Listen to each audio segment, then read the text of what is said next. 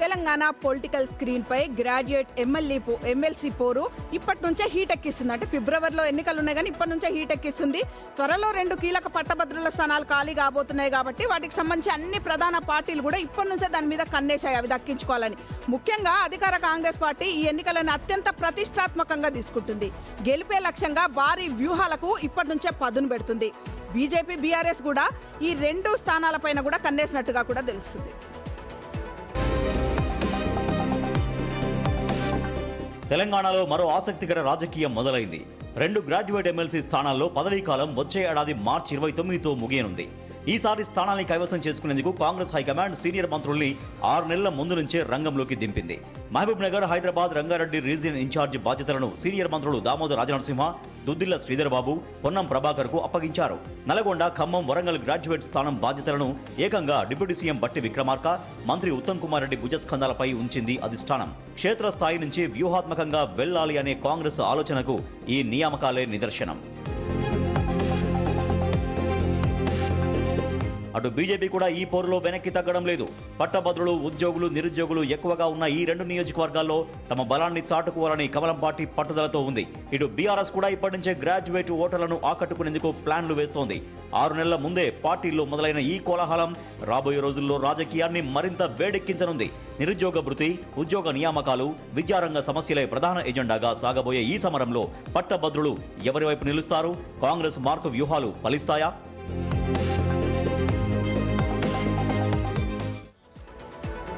ప్రస్తుతం 2 పట్టభద్రుల స్థానాలు ఖాళీ కాబోతున్నాయి. జనవరి ఎండింగ్ నోటిఫికేషన్ వచ్చే ఛాన్సెస్ ఉన్నాయి. ఫిబ్రవరి ఎండింగ్ వరకల్లా ఎలక్షన్స్ అయిపోయే ఛాన్సెస్ ఉన్నాయి. అయితే ఒకటేమో ఖమ్మము, నల్గొండ, వరంగల్ ఇప్పుడు తీన్మార్ మల్లన్న గారు ఉన్నారు. ఇంకొకటేమో వాణీదేవి గారు ఉన్నారు. హైదరాబాదు, రంగారెడ్డి, మహబూబ్ నగర్ వాణీదేవి గారు ఉన్నారు, పివి నరసింహారావు గారి అమ్మాయి.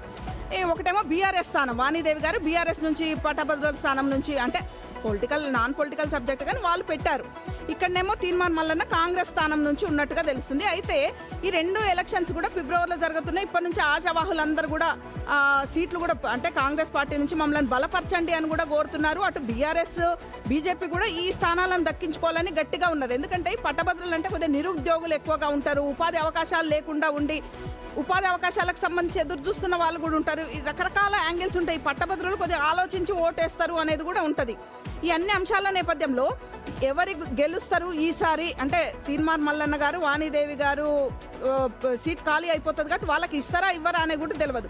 ఇక్కడ ఒక అంశం ఏంటంటే ఈ పట్టభద్రులను మనం గెలిపించుకుంటున్నాము. వైఎస్ రాజశేఖర రెడ్డి హయాంలో మళ్ళీ శాసన మండలి పెట్టుకున్నాము. ఇదంతా ఒక ఎత్తు అయితే అసలు పట్టభద్రుల స్థానాల్లో కావచ్చు, ఎమ్మెల్యేల కోటా కింద కావచ్చు, గవర్నర్ కోటా కింద కావచ్చు, రకరకాల కోటా కింద 40 మందిని మనము శాసన మండలికి పంపుతున్నాము. శాసన మండలికి ఇంతమందిని పంపడం వల్ల అసలు శాసన మండలిలో ఉండే ఈ ఎమ్మెల్సీల వల్ల సమాజానికి ఏం జరుగుతుంది? ఇది ఒక రాజకీయ పునరావాస కేంద్రంగా మారుతుందా, లేకపోతే ఎన్నికల్లో ఎమ్మెల్యే ఎన్నికల్లో ఓడితే వాళ్ళని తెచ్చి ఎమ్మెల్సీ పదవి కట్టబెట్టి వాళ్ళకి మంత్రుల పదవులు ఎన్నిక మారుతుందా? దీని మీద కూడా ఒక చర్చ జరగాలి కదా.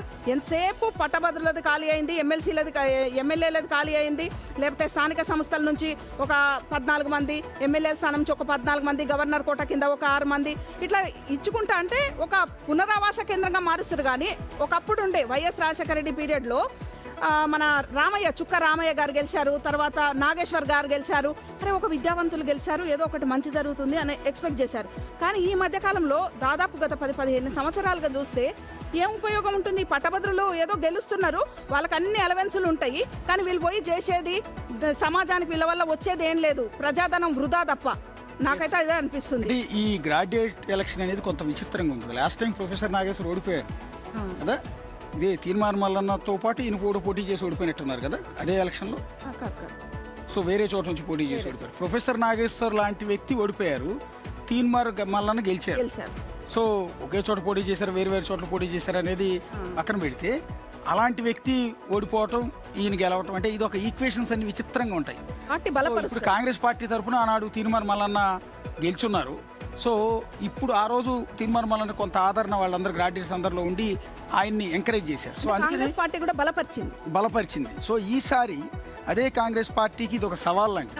ఎందుకంటే లాస్ట్ టైం గెలిచినంత తేలిక కాదు ఈసారి. ఎందుకంటే రకరకాల ఈక్వేషన్స్ ఉంటాయి. మీరు చెప్పినట్టుగా ఈ 3 ఏళ్ల పరిపాలనలో కొంత యాంటీ ఇన్కమ్మెన్సీ కొంత ఉంటుంది. నిరుద్యోగుల్లో ఇంకా మెగా డిఎస్సీ లాంటివి లేకపోతే ఇట్లాంటి కారణాలు రకరకాల ఉద్యోగాల నోటిఫికేషన్స్ ఇవ్వలేదని, కానిస్టేబుల్ ఉద్యోగాలు ఎస్ఐ ఉద్యోగాల నోటిఫికేషన్స్ చెప్పినంత ఇవ్వలేదని, నిరుద్యోగ భృతి ఇవ్వలేదని, ఇలాంటి రకరకాల కోపాలు ఆగ్రహాలు వాళ్ళందరిలో కూడా ఉంటాయి. కాబట్టి ఈసారి కత్తి మీద సాము లాంటిది ఒక విధంగా రేవంత్ రెడ్డి సర్కార్ ఈ 2 ఎమ్మెల్సీలు గెలిపించుకోవడం అనేది, పర్టికులర్ జూబ్లీహిల్స్ ఉప ఎన్నిక గెలిచారు, ఇలా లోకల్ బాడీ ఎన్నికల్లో గెలిచారు, ఇవన్నీ కూడా బాగానే గెలుచుకుంటూ వచ్చారు. కంటోన్మెంట్ ఉప ఎన్నిక గెలిచారు.